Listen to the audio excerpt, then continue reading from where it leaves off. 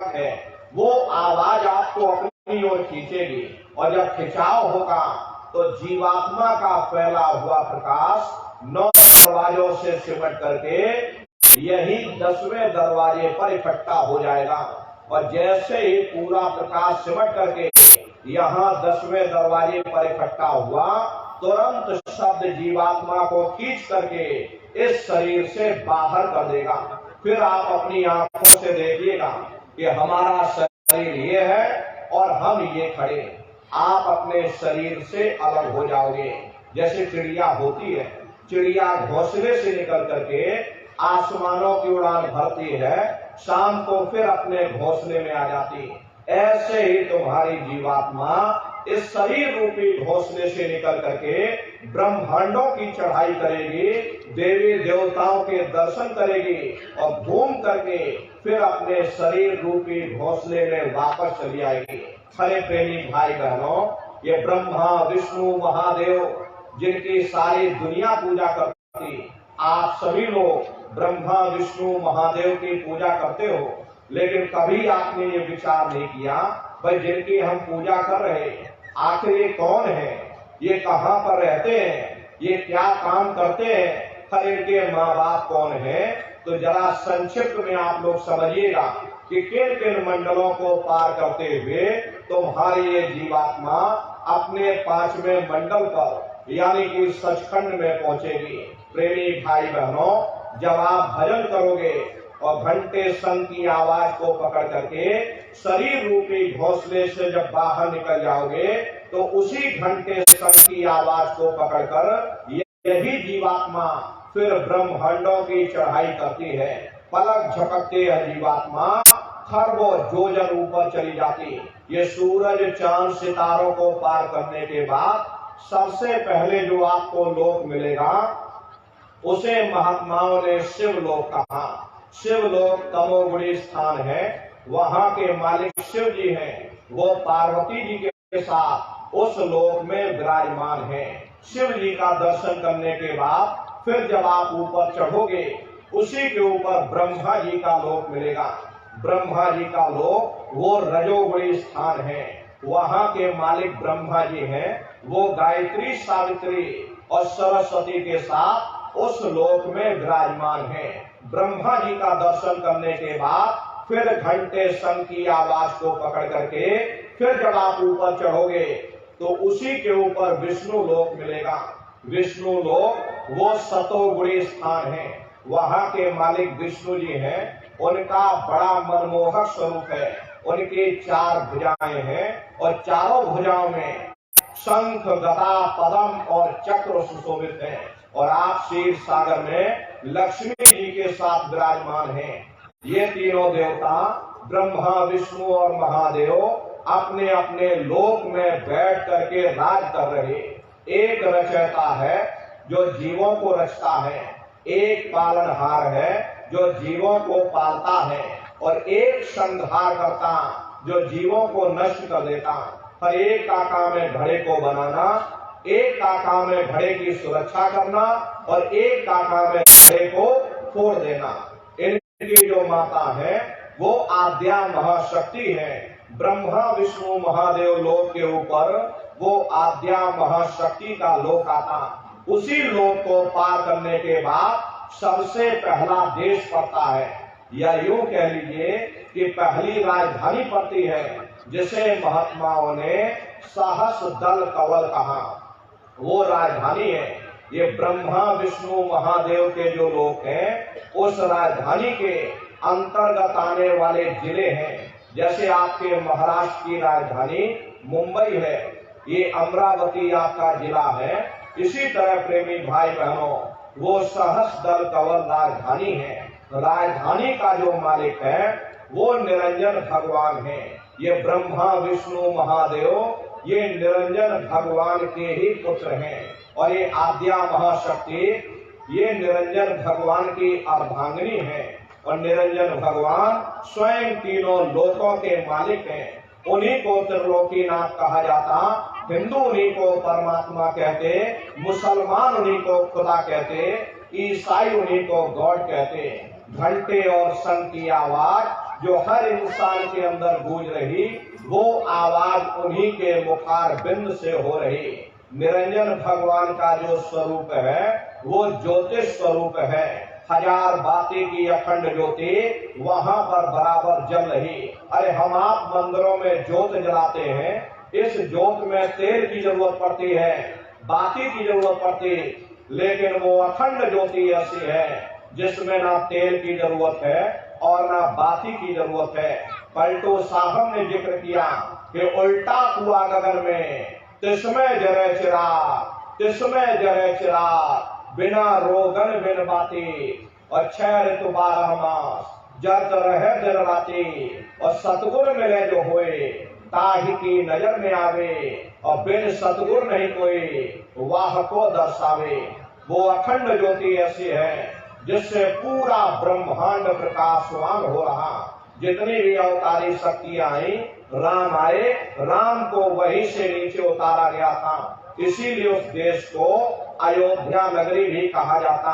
और जितने देवी देवता ब्रह्मा विष्णु महादेव आज की उत्पत्ति वहीं से हुई। वहां के धनी का दर्शन करने के बाद फिर तुम्हारी जीवात्मा दूसरे मंडल के शब्द को पकड़ करके दूसरे मंडल की चढ़ाई करेगी। श्याम तज श्वेत को गहना, सुरत को तान धुन सुनना, और बंक के द्वार धस बैठो, और त्रिकुटी जाय कर लेना। उसी के ऊपर दूसरा देश आता है जिसे महात्माओं ने त्रिकुटी देश कहा। वहां के जो मालिक है वो ब्रह्म है। वहीं से मन और माया की उत्पत्ति हुई। वहीं से 3 गुण, रजोगुण तमोगुण सतोगुण, तीनों गुणों की उत्पत्ति वहीं से हुई। ये जो आपके वेद हैं, वेदों को सारी दुनिया पढ़ती है। अरे वेदों की भी उत्पत्ति उसी स्थान से हुई है।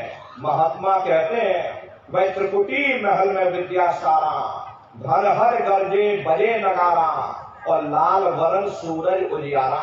वहां पर 2 धुनें, बादलों की गर्जन और मृदंग की आवाज उस लोक में गूंजती रहती है। जैसे पहले स्थान पर निरंजन भगवान के देश में घंटे और शंख की आवाज गूंजती, ऐसे दूसरे मंडल पर यानी कि ब्रह्म के देश में बादलों की गर्जन और मृदंग वहां पर बजता था। ओम का जाप बराबर वहां होता रहता।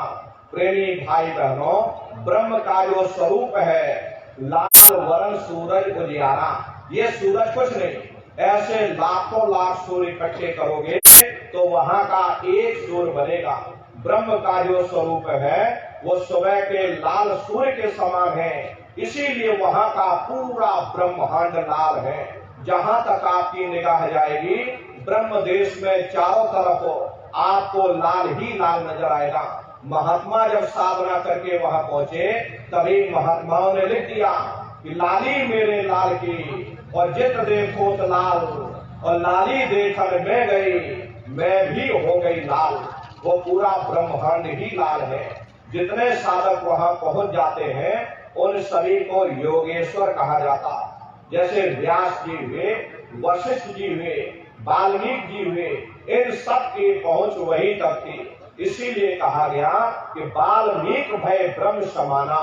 जब इनकी जीवात्मा वहां पहुंची और जब इन्होंने ब्रह्म का दर्शन किया तो इनका स्वरूप भी ब्रह्म के समान यानी कि ब्रह्म स्वरूप हो गया। तो जितने साधक वहां पहुंच जाते हैं उन सभी को योगेश्वर कहा जाता। योगेश्वर भगवान श्री कृष्ण उसी देश में वास करते हैं। ये जो ब्रह्म देश है वो श्री कृष्ण भगवान का ही देश है और श्री कृष्ण भगवान वहीं पर रहते हैं। ये बाहर की जन्माष्टमी नहीं है जो आप लोग मनाते हो। अरे महात्माओं ने कहा था भाई सही मायने में तुम जन्माष्टमी कब मनाओगे? जब तुम्हारी ये जीवात्मा 5 तत्व जल पृथ्वी अग्नि वायु आकाश और 3 गुण रजोगुण तमोगुण सतोगुण 5 तत्व और 3 गुणों से परे होकर के ब्रह्म देश में पहुंच करके जब कृष्ण भगवान का दर्शन कर लोगे तब सही मायने में जन्म अष्टमी मनाई जाएगी। वहां कृष्ण भगवान का दर्शन करने के बाद फिर तुम्हारी ये जीवात्मा तीसरे मंडल के शब्द को पकड़ करके तीसरे मंडल की चढ़ाई करेगी। आगे पहुंची सुन झंकार, ररंकार धुन सुनी पुकार, आगे श्वेत शून्य है भाई, मान सरोवर बैठ नाई। उसी के ऊपर तीसरा देश आता, जिसे महात्माओं ने सुन देश कहा, उसी को रारण देश कहा जाता, उसी को अक्षर और नेति कहा जाता। मालिक है वो रारण पुरुष है, यानी कि पार ब्रह्म पुरुष है। वहां किन्नरी और सारंगी दो ध्वनियां उस लोक में गूंजती रहती, और पार ब्रह्म पुरुष का जो स्वरूप है वो पूर्णमासी के चंद्रमा के समान बड़ा ही मनमोहक स्वरूप है। जब तुम्हारी ये जीवात्मा उस मान सरोवर में स्नान कर लेगी तो जन्म जन्मांतरों के मैले पाप कर्म साफ हो जाएंगे। अरे यहाँ के पानी से तुम्हारे कर्मों की सफाई नहीं होने वाली, ये बाहर का पानी तुम्हारे शरीर के मैल को हो सकता है, लेकिन जो पापों का मैल है, जो अंतःकरण में गंदगी जमा, वो जब साफ होगी जब आप तीसरे मंडल पर पहुंच करके उस गंगा में डुबकी लगाओगे। उसमें स्नान करने के बाद ये जीवात्मा हंस रूप हो जाती है। हंसन मिले हंसा हो जाएगी, मिले जो हरा है। जीवात्मा का खुद का प्रकाश उस अमृत के सरोवर में स्नान करने के बाद 16 सूर्य के बराबर हो जाता। तब फिर यही जीवात्मा चौथे मंडल के शब्द को पकड़ करके चौथे मंडल की चढ़ाई करती है। 2 पर्वत के संग निहारो, भवन गुफाते संत पुकारो। 2 पर्वतों को पार करने के बाद वो बड़ा सुंदर देश आता, जिसे महात्माओं ने भवर गुफा कहा। वहाँ के जो मालिक है वो सोहन पुरुष है। वहाँ बंसी यानी मुरली की मधुर ध्वनियां सदा उस लोक में उच्चारण होती रहती, और सोहन पुरुष का जो स्वरूप है वो दोपहर के सूर्य के समान महाप्रकाशवान स्वरूप है। स्वरूप में अंतर है।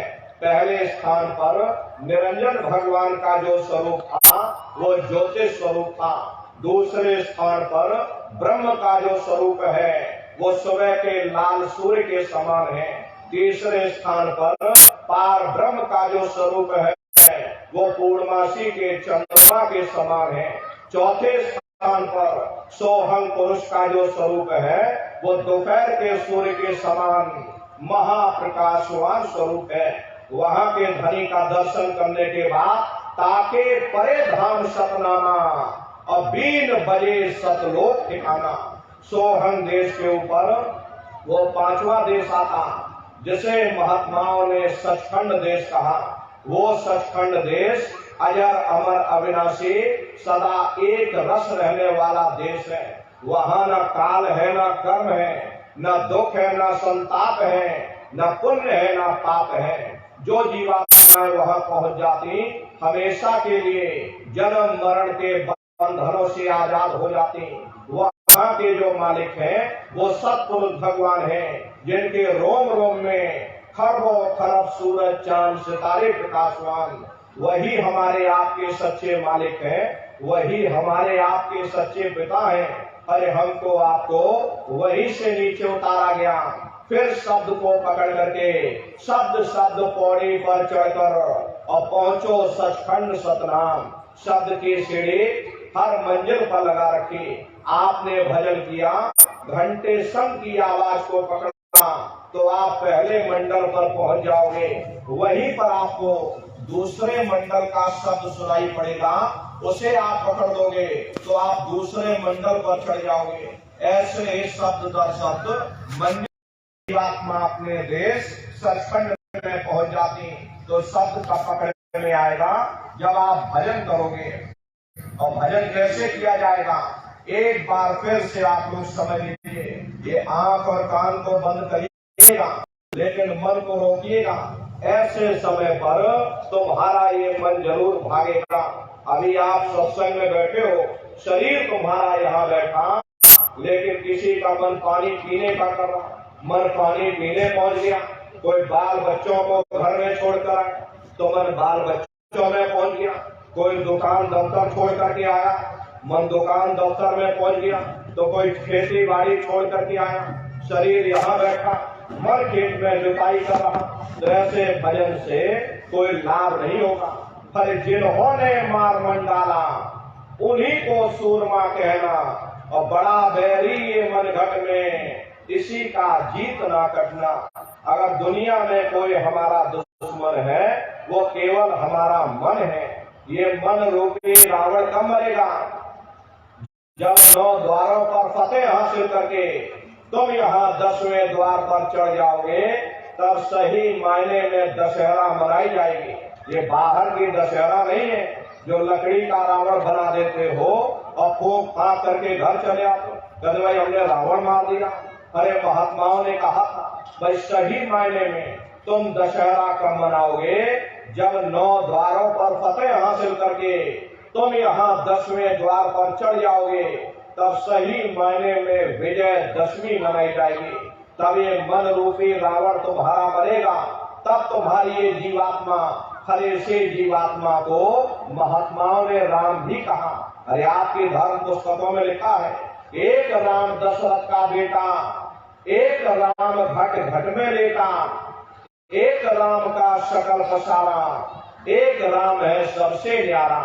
एक वो राम है जो अयोध्या के वासी है, और एक राम घट घट में लेटे, यानी हमारी आपकी जीवात्मा जो हर एक के अंदर मौजूद है। महात्माओं ने कहा भाई एक वो राम है, और एक राम का शकल पसारा, यानी पहले स्थान के मालिक वो निरंजन भगवान जिनको दुनिया त्रिलोकीनाथ कहती है, जिनका ये पूरा पसारा पूरा संसार है। महात्माओं ने कहा भाई एक वो राम है, और एक राम है सबसे न्यारा।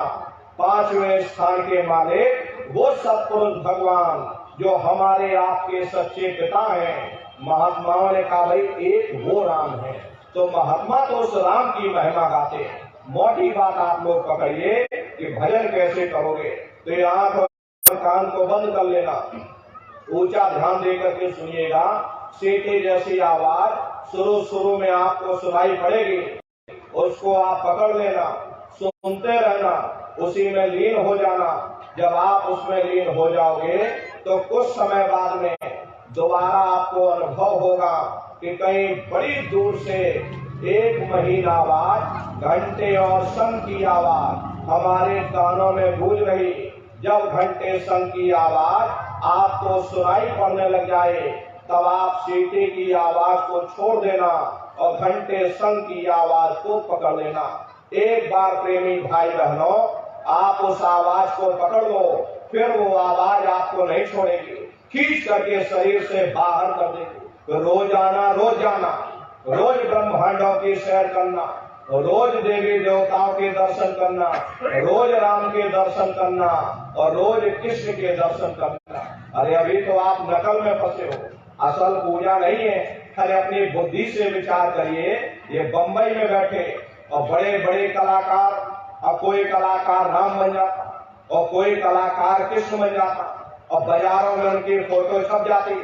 आप उनकी फोटो खरीद करके घर के कोने में टांग देते हो और सुबह शाम नहा धोकर पूजा आरती करते। अरे आप तो घर में उनकी पूजा कर रहे, वो बंबई में बैठकर मुर्गा मुर्गी खा रहे। कितनी बड़ी अज्ञानता। अरे महात्माओं ने कहा भाई राम भी तुम्हारे अंदर है, कृष्ण भी तुम्हारे अंदर है, चलो अंदर चलो। अंदर चल करके राम और कृष्ण का साक्षात्कार दर्शन दीदार करो। तो सुमरन, ध्यान और भजन, ये 3 क्रियाएं आपको बताई गई। रास्ता बिल्कुल सच्चा है, आप करोगे आपको अनुभव होगा, दिखाई भी देगा और सुनाई भी पड़ेगा। लेकिन इतना ध्यान रखिएगा प्रेमी भाई बहनों, जो भी आपको दिखाई सुनाई पड़े अपने अंदर हजम करिएगा। जितना हजम कर ले जाओगे उतना रास्ता खुलता चला जाएगा। तो भजन, ध्यान, सुमरन नित्य नियम से आप लोग करिएगा, नागा नहीं होना चाहिए। अरे शरीर को भोजन देते हो, सुबह दोपहर शाम खाते हो, लेकिन कभी आपने विचार नहीं किया ये जीवात्मा जो जन्म जन्मांतरों से भूखी प्यासी बैठी, कभी आपने इसको भोजन नहीं दिया। अरे इसका भोजन शब्द है, इसका भोजन नाम है।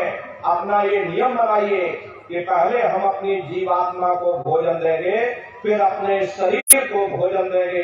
अगर ये नियम आपका बन गया तो आपका लोक भी बन जाएगा और परलोक भी बन जाएगा।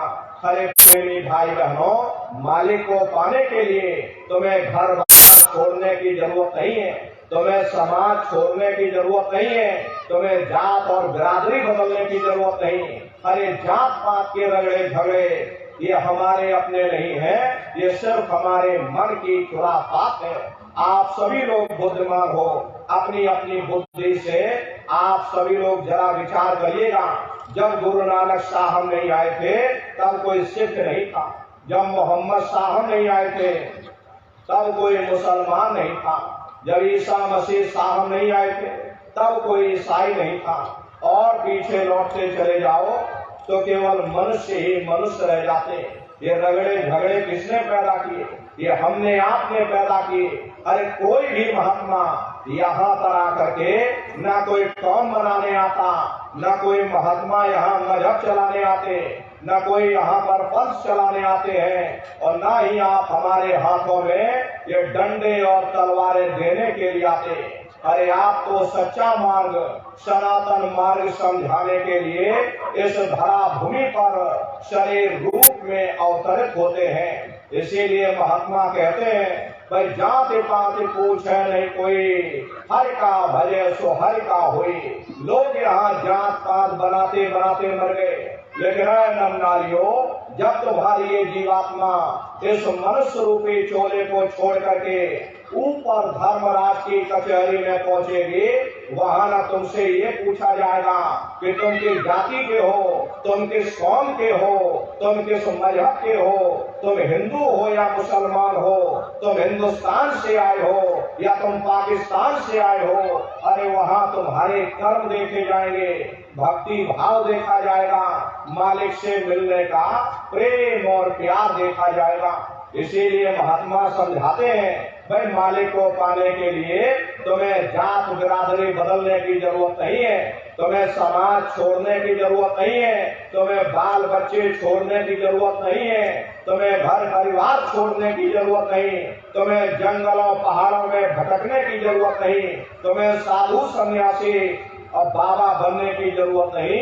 अरे भाई तुम अपने अपने घर परिवार में रहो, अपने अपने बाल बच्चों के साथ रहो, मेहनत और ईमानदारी से काम करो और 24 घंटे में घंटा 2 घंटा अपनी जीवात्मा के कल्याण के लिए सुरत शब्द नाम की कमाई यानी सुमरन ध्यान और भजन करिएगा। अरे नर नारियों, यही दौलत तुम्हारे काम आएगी, बाकी सब यही पड़ा रह जाएगा। सुई की एक नोक भी तुम्हारे साथ में जाने वाली नहीं है। अरे बड़े बड़े राजे महाराजे आए, सारी जिंदगी उन्होंने ये किला बनाते बनाते गुजार दिया। आज उनके किलों को जाकर देखो, आज खंडहर बने पड़े हुए हैं। विश्व विजेता सिकंदर सारी दुनिया पर राज करने का ख्वाब देखता था, वो भी मुट्ठी खोल करके चला गया। कोई क्या साथ लेकर जाएगा? जो चीज तुम्हारे साथ में जाने वाली वो केवल मालिक की भक्ति है। इसलिए प्रेमी भाई बहनों, वो दौलत कमा लो जो अंत समय में तुम्हारे काम आवे, वरना ये समय तुम्हारा निकलता चला जा रहा। ये श्वासों की पूंजी दिन प्रतिदिन कम होती चली जा रही। एक समय ऐसा आएगा ये बुलबुला तुम्हारा टूट जाएगा, फिर न जाने तुमको दोबारा मनुष्य शरीर मिले न मिले। अरे भटकते रह जाओगे युगों युगों के लिए नरकों और चौरासियों में। इसलिए प्रेमी भाई बहनों, अहो भाग्य है आपका, आपको ये मानव तन मिल गया। इस मनुष्य रूपी मंदिर में बैठ करके वो आत्मधन कमा लो, वो रूहानी खजाना कमा लो, जिससे तुम्हारी जीवात्मा का कल्याण हो जावे। तो सुमरन ध्यान और भजन नित्य नियम से आप लोग करिएगा और सभी लोग शाकाहारी रहना, क्योंकि हमारे गुरु महाराज ने शाकाहार पर विशेष जोर दिया। हमारे गुरु महाराज बराबर ये कहते थे, ऐ बच्चे बच्चियों, तुम लोग शाकाहारी रहना, शाकाहार का प्रचार करते रहना, इसी से देश और दुनिया में भारी परिवर्तन होगा। हरे नर नारियों, परिवर्तन कोई कानून बनाने से नहीं होता, परिवर्तन कोई आंदोलन करने से नहीं होता, परिवर्तन कोई तोड़ फोड़ करने से नहीं होता। परिवर्तन तब होता है जब लोगों के विचार बदलते हैं, लोगों की भावनाएं बदलती हैं। विचार जब बदलेंगे जब लोगों का खान पान शुद्ध होगा। देशी कहावत है कि जैसा खाए अन्न वैसा होए मन। जब इंसान पशुवती भोजन करेगा तो उसकी बुद्धि स्वतः ही पशुओं जैसी हो जाएगी, सोच विचार उसका चिंतन स्वतः ही पशुओं जैसा हो जाएगा। फिर जिस शराब के नशे में माँ बहन बेटी की पहचान खत्म हो जाए, उस शराब को पी करके यह कैसे पता चलेगा कि क्या अच्छा और क्या बुरा है। यही कारण है कि आज भर समाज में दुनिया भर के अत्याचार और दुनिया भर के व्यभिचार फैले हुए हैं। अरे हम लोग मंदिर बनवाते हैं, उन मंदिरों में नहा धो करके जाते, कहते भाई परमात्मा के रहने की जगह हमको नहा धो करके जाना चाहिए, फूल अगरबत्ती ले जाना चाहिए। कोई उन मंदिरों में कूड़ा कचरा नहीं डालता। अगर कूड़ा कचरा डालोगे तो आपस में लाठियां चल जाएंगी। फिर ये जो हरि मंदिर है, ये पंच भौतिक शरीर जिसे महात्माओं ने हरि मंदिर कहा, अरे इसमें तुम हाड़ मांस के लोथड़े डालते हो, इसमें तुम शराब के कतरे डालते हो। अपने बनाए हुए ईंट गारे के मंदिर की कदर करोगे और परमात्मा के बनाए हुए इस हरि मंदिर को तुमने जीते जी कब्रिस्तान बना दिया तो सख्त सजा मिलेगी। हरे महात्माओं ने लिखा है कि तिल भर मच्छी खाइए, कोटि गौ दान और काशी करवट जा मरे, निश्चय नरक निदान। यदि तिल भरी मच्छी खा करके फिर चाहे कोटान कोट गौओं का दान करो और काशी में जा करके मत्था रगड़ते रगड़ते अपनी पूरी जिंदगी वहां पर गुजार दो, फिर भी तुमको तुम्हारे गुनाहों की सजा मिलेगी, कोई बच नहीं सकता। क्योंकि कर्म भूमि है, यहाँ तुम जैसा कर्म करोगे वैसा ही फल तुमको मिलेगा। देखिए इस कर्म भूमि पर कृष्ण भगवान तक नहीं बच पाए, उस समय बाली को छिप करके बाण मारा, वही बाली कृष्ण अवतार में बहेलिया बन करके आ गया। कृष्ण भगवान के पैरों में पद्म चमकता था, हिरण की आंख समझ करके और बहेलिये ने निशाना मार दिया। जब पास में आकर के देखा कृष्ण भगवान थे, अफसोस करने लगे, लेकिन कृष्ण भगवान ने उसको समझाया इसमें तुम्हारा कोई दोष नहीं, उस समय हमने तुमको मारा, आज तुमने हमको मार दिया, हमारा तुम्हारा अदला बदला पूरा हो गया। कर्म प्रधान विश्व रचना का, जो यश करे सो तस फल चाखा। ये कर्मों का ऐसा देश है, यहाँ तुम जैसे बीज बोगे वैसी ही फसल काटोगे। इसलिए प्रेमी भाई बहनों, आप सभी लोग शाकाहारी रहिएगा। शाकाहार का प्रचार अपने अपने क्षेत्रों में बराबर आप लोग करते रहना। अरे धर्म का प्रचार है, हरे नर नारियों सतयुग कैसे आएगा, राम राज कैसे आएगा। राम राज कोई भाषण देने से नहीं आने वाला। राम राज जब आएगा जब आप लोग धर्म का प्रचार करोगे, और धर्म का प्रचार करने की जिम्मेदारी हम सभी प्रेमी भाई बहनों की है, क्योंकि हम सभी लोग अपने गुरु के जलाए हुए चिराग हैं। अगर एक एक चिराग एक एक गांव में पहुंच जाएगा, ये पूरा गांव प्रकाशवान हो जाएगा, ये पूरा समाज प्रकाशवान हो जाएगा। इसलिए प्रेमी भाई बहनों, धर्म के प्रचार में आप सभी लोग अपना अपना योगदान दीजिएगा। अपने गुरु के संदेशों को जन जन के बीच में पहुंचाइएगा। इसीलिए गुरु महाराज ने हम सभी प्रेमी भाई बहनों को तैयार किया।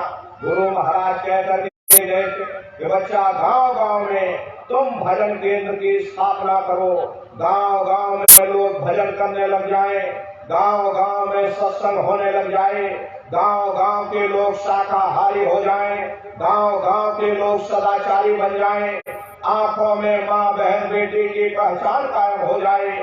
जब हमारा गांव बदल जाएगा, ये पूरा समाज बदल जाएगा, निश्चय ही कलयुग में सतयुग आ जाएगा। इसलिए प्रेमी भाई बहनों, धर्म के प्रचार में आप सभी लोग अपना अपना योगदान दीजिएगा।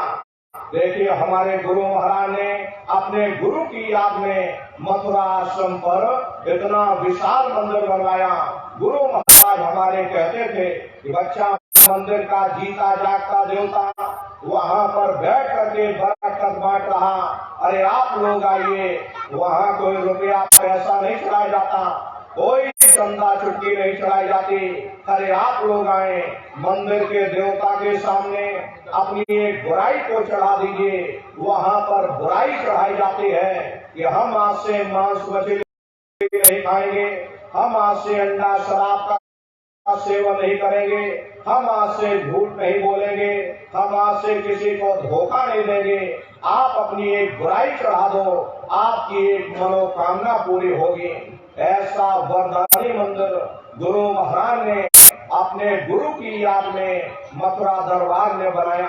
गुरु महाराज बराबर कहते थे, बच्चा इस दरबार में दया दुआ बरकत पाने के लिए बराबर तुम हाजिरी देते रहना, यहाँ तुम सिजदा करते रहना। समय न मिले महीने में आ जाओ, महीने में समय न मिले 6 महीने में आ जाओ, 6 महीने में समय न मिले तो साल भर में आ जाना।